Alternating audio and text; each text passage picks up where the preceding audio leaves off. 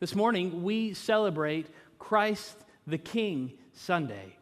As Tim mentioned, it's the last Sunday before the new church year. And in many ways, I think it is appropriate for us to gather on this Sunday to proclaim boldly and loudly that Christ rules and reigns above all else. We celebrate the reign of the one who brings us hope.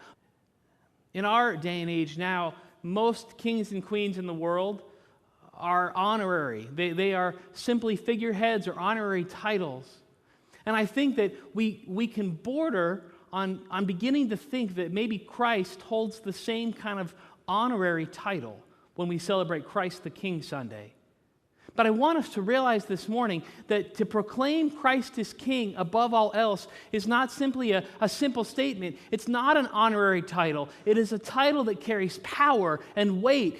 It is a title that continues to call us to live in a different way. Because you see, when we proclaim Christ is King, we are inherently stating that other things are not.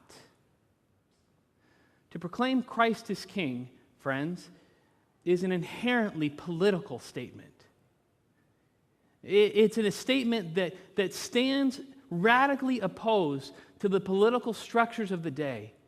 And in the story we read this morning, we read of this interaction between the humble, suffering king and the empire that stands to crucify him. And Christ's kingship, while it is humble, it is also powerful. And it was so surprising and so difficult for the people to understand that it threatened the very structure of their society. And it put him to death. You see, we can't ignore the political nature of this statement. Now, I know you're probably sitting there thinking, listen, Matt, it's not appropriate to talk about religion and politics in public. Well, I talk about religion all the time, so maybe I'm just desensitized to that. And maybe you've spent this entire Thanksgiving break trying to avoid talking about politics with that person in your family that you know will disagree with you. You've avoided those conversations. I know I did that at my Thanksgiving. I tried to avoid this conversation, but I'm not sure that on this Sunday we can avoid that conversation. I'm not sure that we need to or should avoid this conversation. I don't need to quote studies and numbers and surveys to you for you to know that we live in a world, in a time, in a country that is deeply divided on political thought.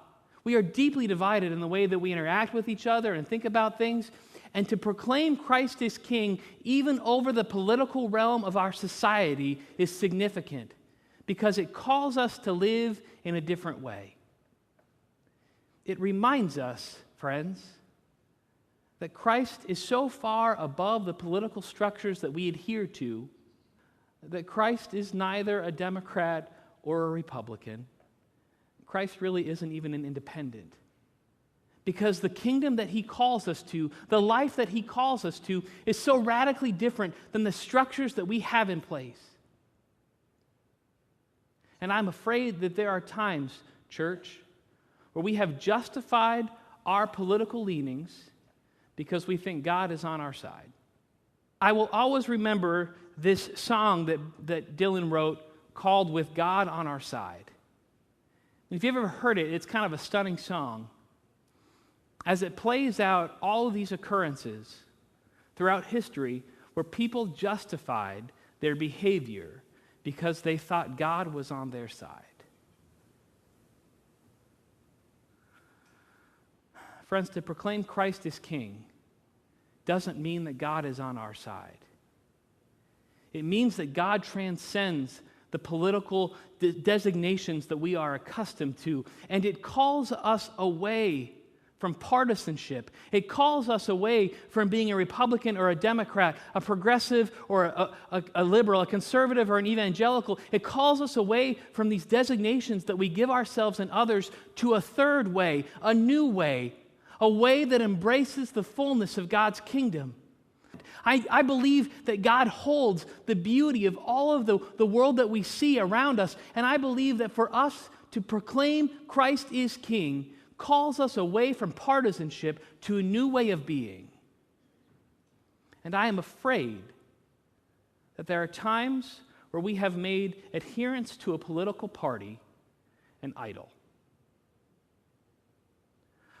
I'm afraid of that because as I preached and prepared this sermon, I was convicted of that.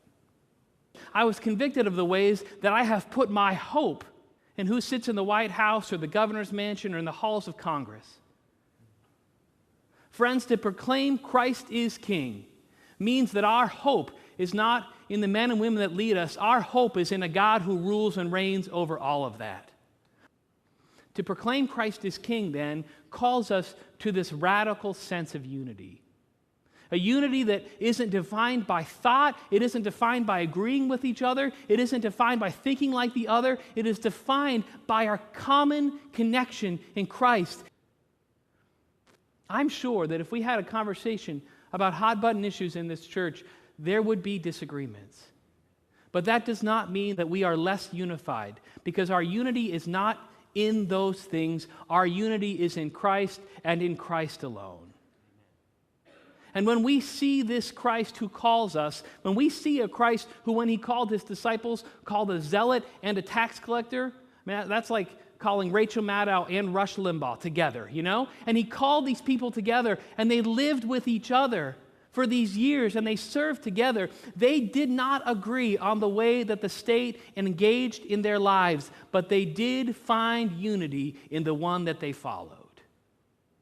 Friends, we might not agree on a lot of things. We might not agree on how we care for hungry people, but we can agree on the fact that as the church, we are called to feed the hungry and to clothe the naked and to care for those who are poor and marginalized.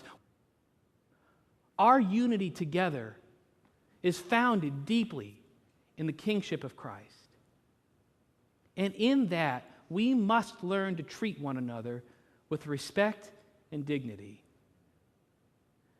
I'm deeply concerned about the ways that we talk to one another, particularly when it comes to electronics and electronic media. It's so easy to fire off an email or to post a comment on Facebook or to say something that degrades and debases and divides us from the other. It's so easy, particularly over those means of communications, to dehumanize those that we engage with.